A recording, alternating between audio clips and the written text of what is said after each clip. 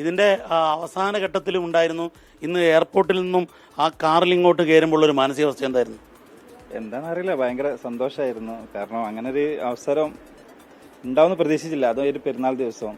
റഹീമിന് വേണ്ടിയിട്ട് ഇവിടെ നാട്ടിലുള്ള ജനങ്ങളും ചാനലുകാരും നിങ്ങളെ 24-ന്റെ രാഹുൽ എന്ന് പറഞ്ഞ രാവും പകലും ശരി, രാവിലെ നമ്മൾ ഇവിടെ വരുമ്പോൾ ഇവിടെ എവിടെയെങ്കിലും ഉണ്ടാവും. രാഹുലിനെ ഈ ചുമതലയും ഏൽപ്പിച്ചു വിട്ടതാണ്.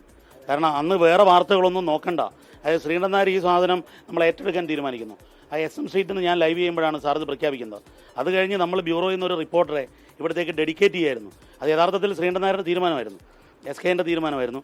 റഹീമിനെ പുറത്തു കൊണ്ടുവരിക എന്നുള്ളത് നമ്മുടെ ചാനലിൻ്റെ ദൗത്യമായി എടുക്കുകയായിരുന്നു. അത് തീർച്ചയായിട്ടും ഭക്ഷണം പോലും കഴിക്കാതെ നമ്മൾ എന്നിട്ട് വയറ്റിൽ അങ്ങനെ നടക്കലാണ്. രാവിലെ ഭക്ഷണം കഴിച്ചു എന്ന് പറയാൻ അപ്പോൾ എന്താ ഇപ്പോൾ പറയുക, വാക്കുകളില്ല.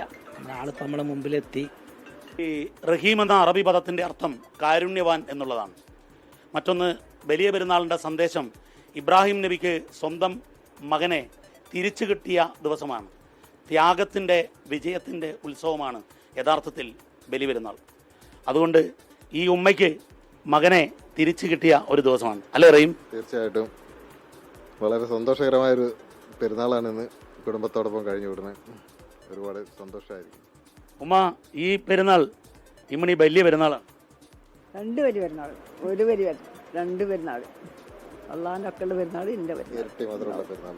ഇരട്ടി മധുരം. ഇത് നിലനിർത്തി തിന്നിട്ട് മരിക്കട്ടെ, ഞാൻ അതിനെ വേർക്കാം.